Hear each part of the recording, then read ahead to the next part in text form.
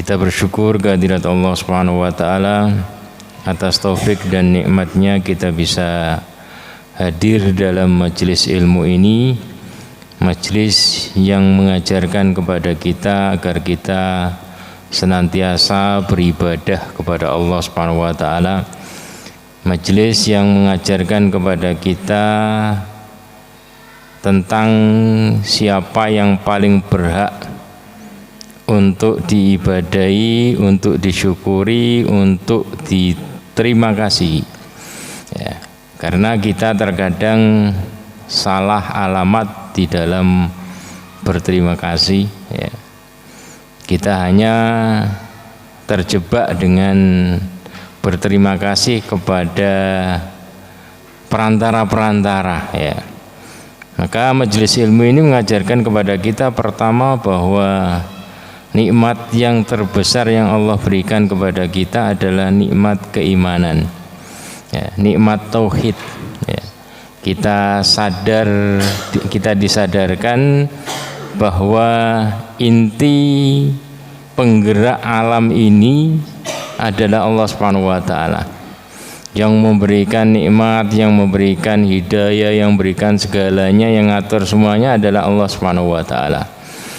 Maka nikmat yang terbesar yang Allah berikan kepada kita adalah ketika kita sadar tentang hal ini, diberikan nikmat keimanan, nikmat tauhid. Ya. Maka doa yang selalu kita panjatkan adalah Rabbana la tuzigh qulubana ba'da idh hadaitana. Ya Allah, jangan palingkan hati kita setelah kita mendapatkan petunjuk. Kenapa? Karena banyak orang yang hidup itu buta, ya, gak ngerti kepada siapa dia beribadah. Ya. Dia dapat harta, dia bingung untuk apa harta saya ini. Ya. Dia diberikan nikmat keluarga, bingung diapakan keluarga saya ini. Dia diberi nikmat anak, juga bingung mau dimodel bagaimana anak dia ini. Maka ketika Allah Subhanahu wa taala memberikan hidayah kepada kita, kita bisa hidup, kemudian kita tahu bahwasanya Allah Subhanahu wa taala ini adalah pengatur segalanya. Maka kemudian kita selalu bersyukur, ya. Selalu bersyukur kepada Allah Subhanahu wa taala, menerapkan syariat-syariatnya. Kita bisa merasakan nikmatnya sholat, nikmatnya baca Quran, nikmatnya ta'lim dan lain sebagainya. Itu nikmat yang luar biasa yang Allah berikan kepada kita. Ya, lebih dari segalanya. Karena banyak orang terkadang dia tahu ini nikmat dari Allah, tapi dia kemudian gak tahu bagaimana harus berbuat dengan itu. Sehingga Allah Subhanahu wa taala menyindir dalam Al-Qur'an itu ya'rifuna nikmatallahi tsumma yunkirunaha. Ya, mereka tahu nikmat Allah, ini adalah nikmat Allah, yang menurunkan hujan itu Allah, yang membagi rezeki itu Allah.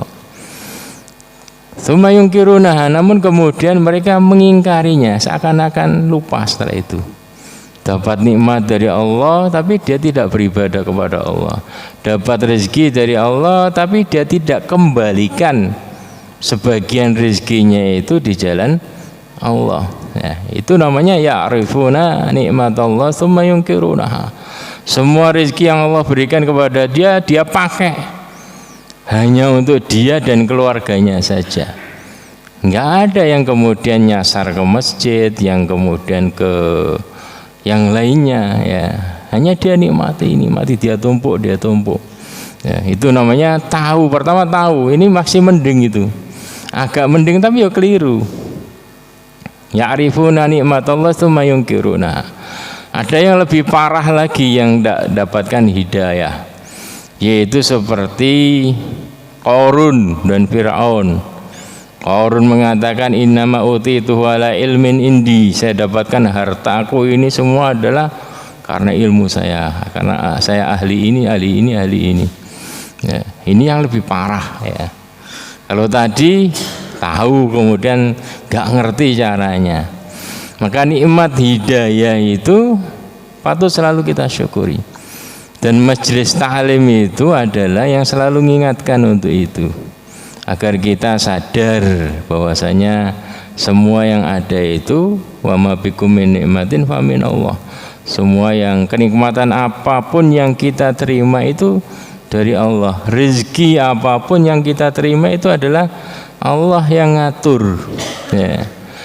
Kenapa? Karena berapa banyak orang yang lebih ahli dari kita dalam satu permasalahan, ahli bisnis atau ahli apa, ahli ngajar, tapi dia nggak dapatkan rezeki yang bagus, ya, nggak dapatkan hasil yang banyak.